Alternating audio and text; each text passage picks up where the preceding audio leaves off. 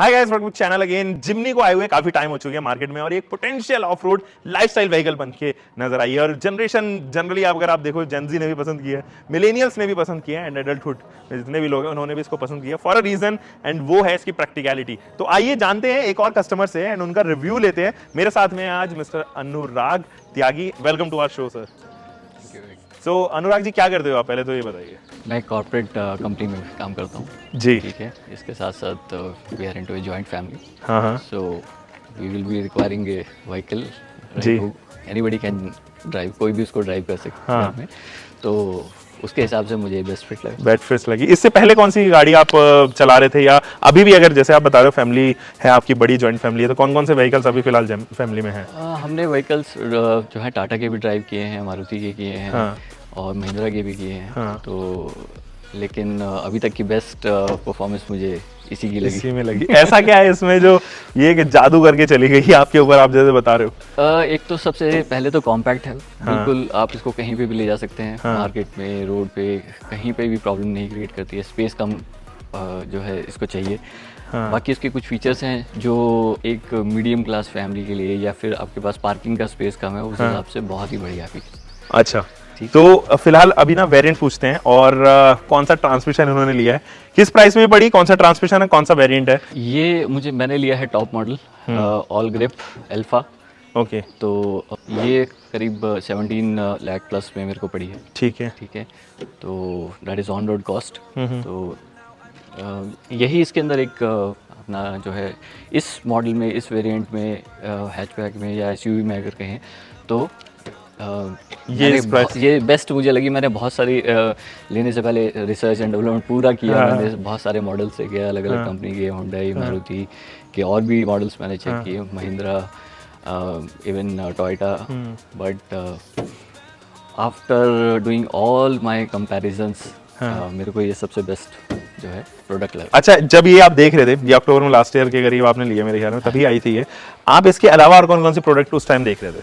उस टाइम पे मैंने महिंद्रा की थार ट्राई की मैंने। i10, i20, एक एल्ट्रॉज, और होंडा में जो है एक नया मॉडल कोई आया था, उसका नाम मुझे याद नहीं आ रहा है। एक्स्टर।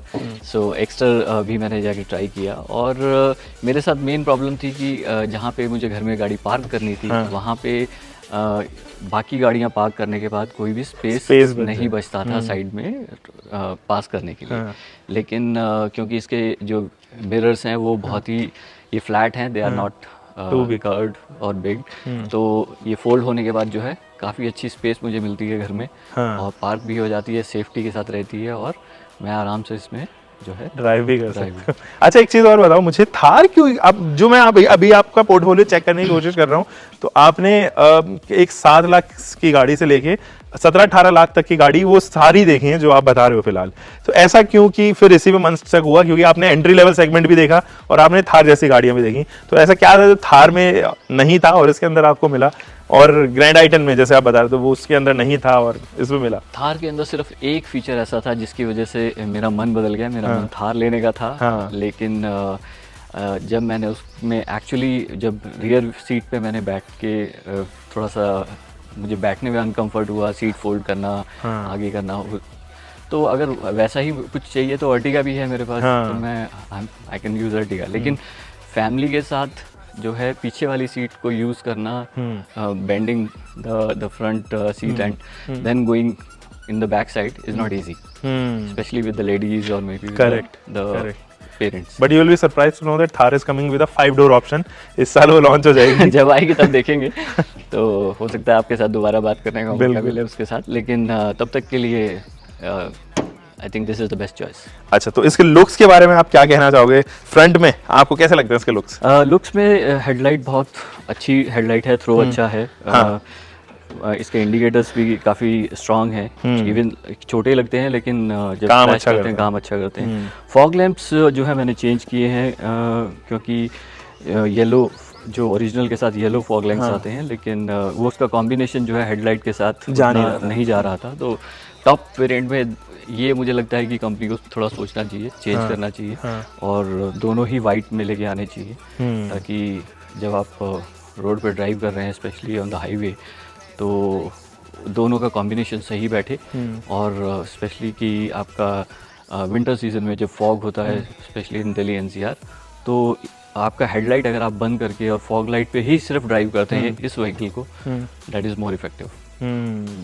तो ये फीचर इसका बहुत अच्छा है, लेकिन अगर लैंप्स वाइट रहेंगे तो ज़्यादा अच्छे रहेंगे, ज़्यादा बेहतर रहेगा। यहाँ पे अगर आप देखें तो वॉशर है। हाँ, ये भी काफ़ी यूजफुल ऑप्शन है अगर ड्राइव कर रहे हैं नाइट में, या थोड़ा कुछ लग रहा है कि आपका थ्रो अच्छा नहीं है, तो वॉशर यूज़ करते हैं और एकदम से जो है इसका इम्पैक्ट अच्छा आता है। अनुराग जी, ये 1274 फिलहाल जो है वो एक्स शोरूम कॉस्ट कर रही है, लेकिन अगर हम इसका top of the line variant देखें तो 15 लाख रुपए एक्स शोरूम, जो कि आपने खरीदा है वो 17 के आसपास जो आप बता रहे थे, लेकिन इस प्राइस पॉइंट में जो इसके डायमेंशंस हैं, लेंथ है, वो 4 मीटर के अंदर अंदर है। लेकिन अगर हम देखें क्रेटा, सेल्टॉस, ये तमाम गाड़ियां जो है वो 4 मीटर से ऊपर की हैं, तो कभी ऐसा लगा यार मैंने ज्यादा पैसा दे दिया है और स्पेस या मैं कहूँ डायमेंशन मुझे उस हिसाब की नहीं मिली है?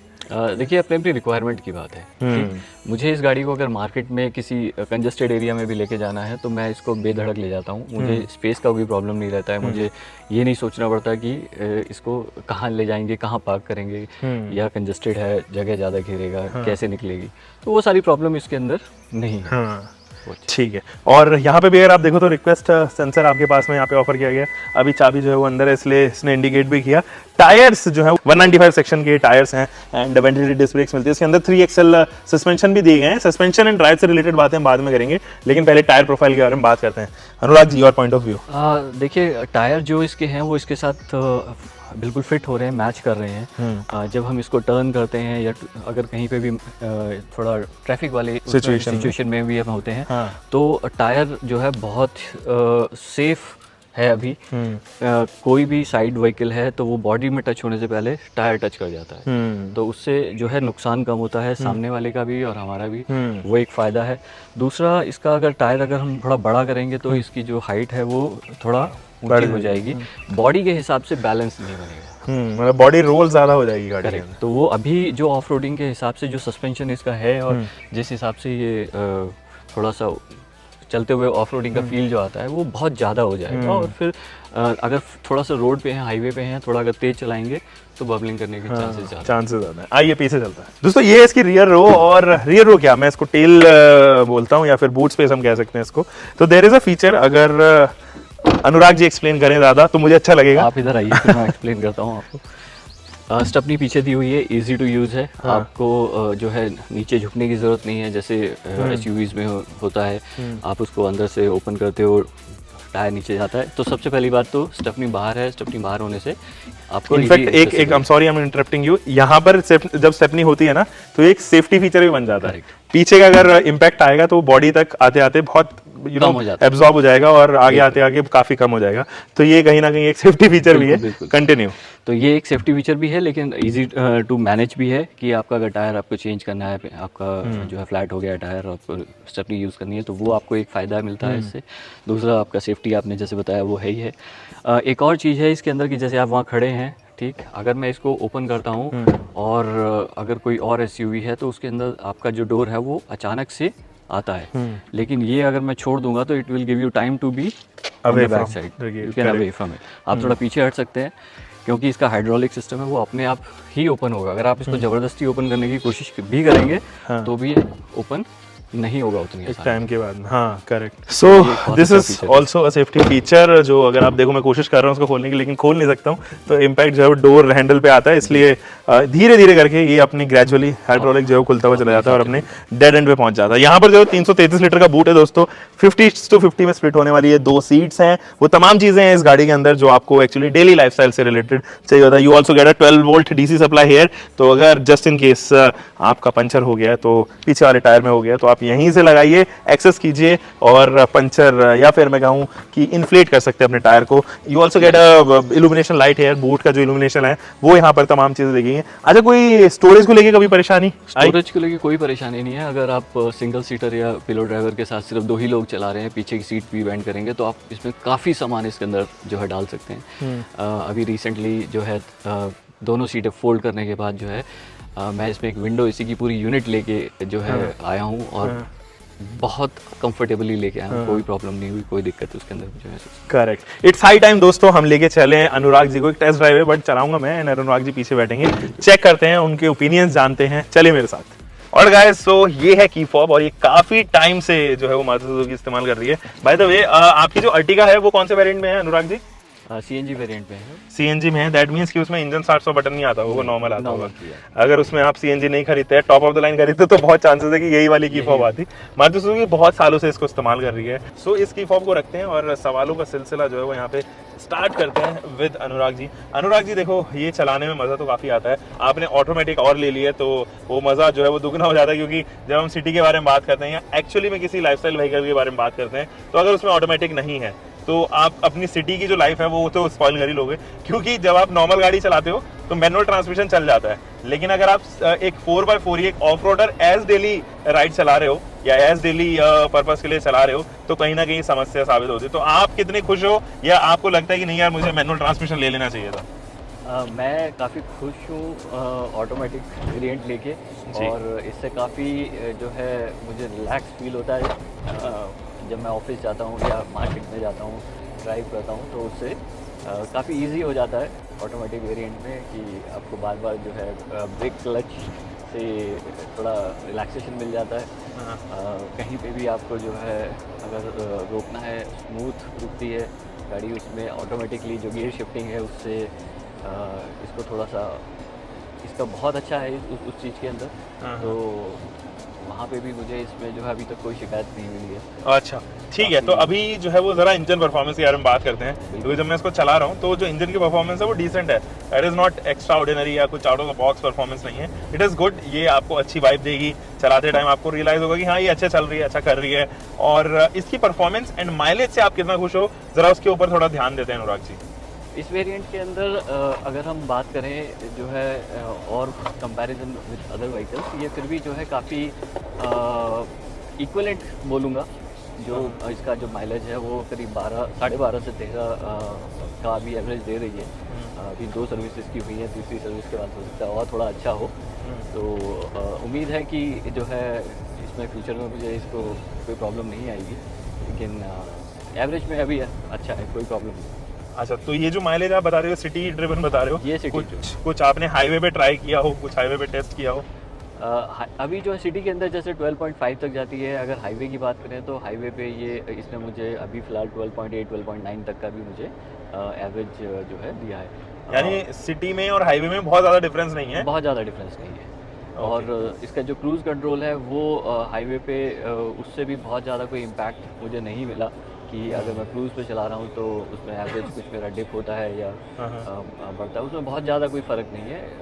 It is quite normal. Okay तो अनुराग जी, अभी जैसे मैं चला रहा हूँ फिलहाल, लेकिन अगर हम नॉर्मल गाड़ी देखें मारुति सुजुकी की, तो स्टेयरिंग जो है वो थोड़ा सा सॉफ्टर एंड पर रहता है उनका। यहाँ पे स्टीयरिंग आपको थोड़ा हार्ड महसूस हो रहा होगा, और वो इस वजह से भी है क्योंकि जब आप इसको ऑफ रोड पे लेके जाओगे तो अननेसेसरी का ओवर स्टीयर ना हो जाए गाड़ी, इस वजह से जो है वो हल्का सा हार्डर एंड पे रखा है। क्या अर्टिगा से उतरने, इस पे आने के बाद, या मैं कहूँ वैगनार से इस पे आने के बाद में, वो आपको बहुत ज़्यादा बॉदर कर रहा है क्या स्टेयरिंग का कंट्रोल? बहुत ज़्यादा बॉदर तो नहीं कर रहा है, फील तो आता है कि क्योंकि इसका फील जो है डेफिनेटली वो बेटर है कंपैरेटिव टू वैगनार और may B other Maruti vehicle. लेकिन जैसा आपने कहा कि वो थोड़ा सा टाइटनेस रहती है, वो ज़रूरी भी है ऑफ रोडिंग के अंदर। तो इसलिए थोड़ा सा कंफर्ट आ गया है चलाने के बाद।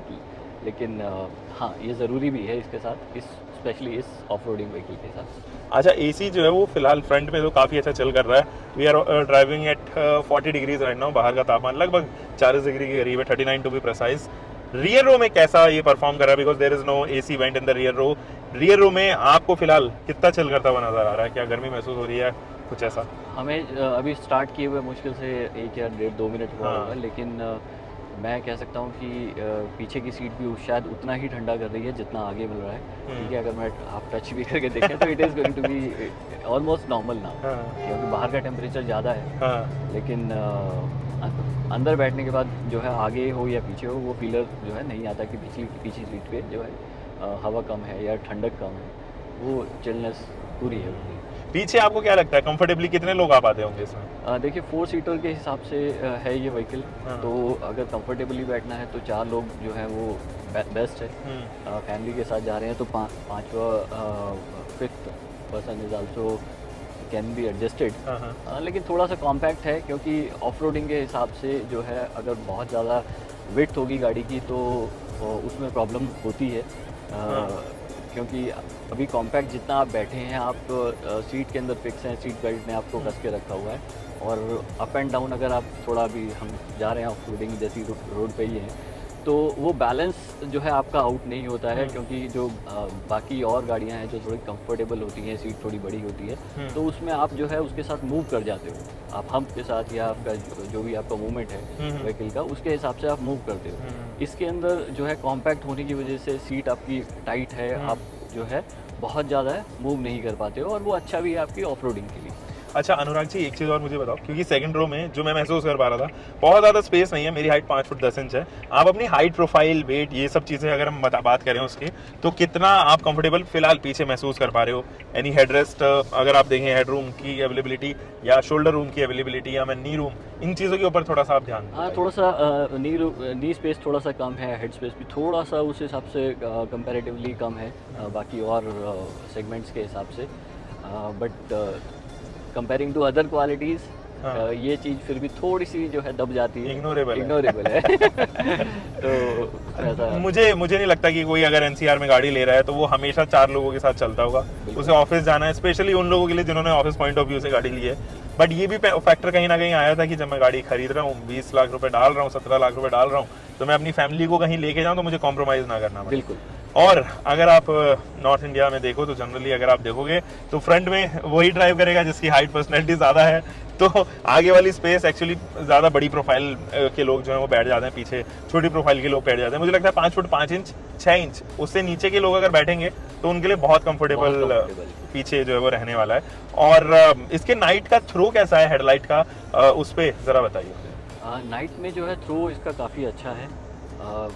अगर मैं अपनी दूसरी गाड़ी से कंपेयर करूं, जैसे अर्टिगा में चलाता हूं जिसके अंदर येलो लाइट है ओरिजिनल जो है, उसके साथ अगर मैं कंपेयर करता हूं कि yellow light versus white light, और स्पेशली कि इसका जो थ्रो है वो मुझे ज़्यादा अच्छा लगता है।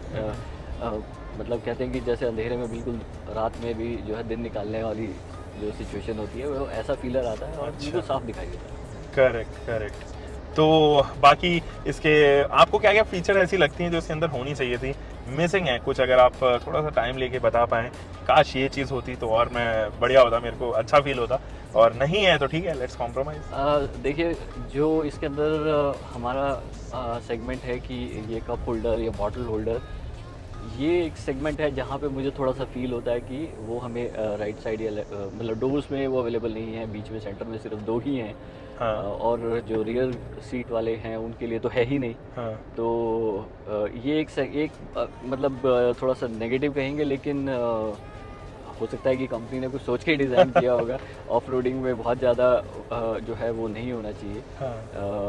मतलब डिस्टर्बेंस भी होता है इन चीज़ों से, क्योंकि आवाज़ आती है या फिर मतलब आप इजीली एक्सेसिबल करते हैं तो आप गाड़ी चलाते चलाते अगर पानी पी रहे हैं बॉटल से तो मतलब एक्सीडेंट होने के चांसेस भी रहते हैं। और कई केसेस हमने देखे हैं कि सीट के नीचे लोग बॉटल डाल देते हैं, वो आगे चली जाती है, तो पैडल में अटकने का डर रहता है। तो उस हिसाब से जो है वो चीज़ बिल्कुल इस सेगमेंट में मारुति ने बिल्कुल ख़त्म की है from a safety point of view. Correct. So कुछ और फीचर जो आपको लगता हो कि एक्चुअली शो स्टीलर रही हैं इस गाड़ी को लेके, तो वो भी बता सकते हैं, कुछ ऐसे फीचर जो आपको काफ़ी पसंद हो इसके? इसका जो जैसे अभी आगे हमारा जो हैंडल है इसमें पिलो ड्राइवर के आगे फ्रंट पे अगर कोई जैसे मतलब आप बच्चे को गोद में बिठा रहे हैं या आप बच्चे के साथ ड्राइव कर रहे हैं, वाइफ अगर हैं, तो बच्चा उसको हैंडल को पकड़ के बहुत इजीली खड़ा हो सकता है, उसको यूज़ कर सकता है, उसको वो शॉक वो वाली सिचुएशन नहीं आती है कि आप अचानक से ब्रेक लगा रहे हैं तो आप बिल्कुल आगे जा रहे हैं। तो वो एक बहुत अच्छा फीचर मुझे इसके अंदर जो है लगा कि ड्राइविंग के अंदर। करेक्ट। अभी तक कितनी ड्राइव कर चुकी है आपने अनुराग जी, और कितनी सर्विसेज की हो चुकी हैं, और सर्विस की आप कॉस्ट भी मुझे बता सकते हो?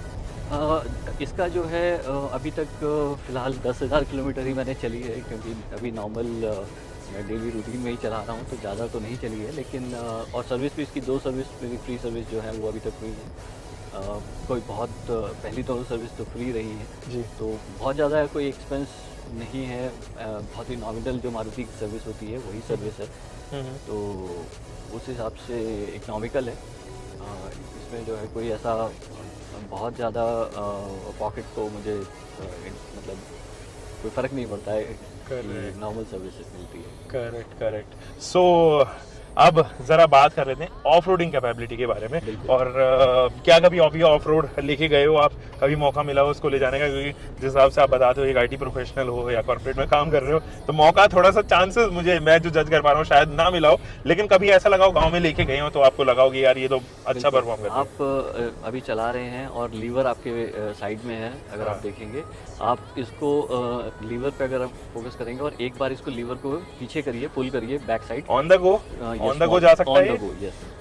ये आपका 4x4 में आ गया है। ठीक है। अब इसके बाद चलाने के बाद आपको जो है फील ऑफ रोडिंग में अपने आप आने मिलेगा। लगेगी। हाँ। और आपकी गाड़ी के अंदर हमिंग कम हो जाएगी। हाँ। आप अगर किसी स्पीड ब्रेकर पे या किसी भी जैसे गड्ढे को पार करते हैं तो आपको वो फील नहीं आएगा कि आप जो है आपको हम महसूस हो रहा है। हाँ। वो आपको वो चीज़ फील बिल्कुल नहीं मिलेगी। मैंने इसको जैसे नॉर्मली हाईवे पे कभी 1-2 बार टेस्ट किया है तो 15-16 सेकंड्स में जो है ये 80-100 के बीच में टच कर जाती है, which gives me the power while doing overtaking. तो ओवरटेक करना है कहीं पे या कहीं आपको लग रहा है कि आपको जल्दी निकल के जो है अपनी गाड़ी को सेफ साइड में लेके आना है, तो आप जो है इसका ओवरटेकिंग बटन यूज़ कर सकते हैं साथ में, और 15 से 16 सेकंड में आप जो है गाड़ी को आगे निकाल के अचीव कर सकते हैं अपना, and you can be on the safer side. Correct. So मेरे साथ में अनुराग जी थे, इन्होंने ऑलरेडी मेरे ख्याल में 6-8 महीने 6-7 महीने गाड़ी को चलाया है एंड तकरीबन 17 लाख रुपए इनको कॉस्ट की है ये गाड़ी। और मुझे लगता है कि काफ़ी अच्छी गाड़ी है ये। एक्चुअली एक वर्दी अपग्रेड है उन लोगों के लिए जो एक ऐसा मिक्सचर चाहते हैं गाड़ी में, और बजट भी एक ऐसा मिक्सचर चाहते हैं जो आपकी डेली लाइफस्टाइल, डेली ज़रूरतों को तो फुलफिल कर ही दे, साथ ही साथ वो आपकी ऑफ रोड एडवेंचर एक्टिविटी, कभी आप ट्रिप्स पे जाते हो, उन चीज़ों की नेसेसिटी को भी पूरा कर दे। तो एक एमैलगम है, एक मिक्सचर है उन तमाम गाड़ियों का जो SUV में भी है, 4x4 में भी है, तो वो एक एमैलगम, परफेक्ट एमैलगम जो है वो बनती हुई नजर आती है। जिमनी का एक थंडर एडिशन भी जो है वो लॉन्च हुआ था, मारुति ने फॉर सम रीजन उसको डिसकंटिन्यू कर दिया, वो 10 लाख के करीब आ रहा था, तकरीबन 2-2.5 लाख रुपए सस्ता था वो, और वो एडिशन काफी बिका, काफी लोगों ने उसको जो है अप्रोच किया। और अगर वो अभी भी आता है, मारुति उसको कंटिन्यू करती है, मुझे लगता है सेल्स नंबर पे जरा इम्पैक्ट जरूर पड़ेगा। हम मिलेंगे दोस्तों एक और ऐसे ही फ्रेश एपिसोड के साथ में, किसी और पर्सनैलिटी के और किसी और पर्सनैलिटी की SUV या गाड़ी के साथ में। Until next time, bye bye. Keep doing car, bike, whatever vehicle you're having, drive safe, right?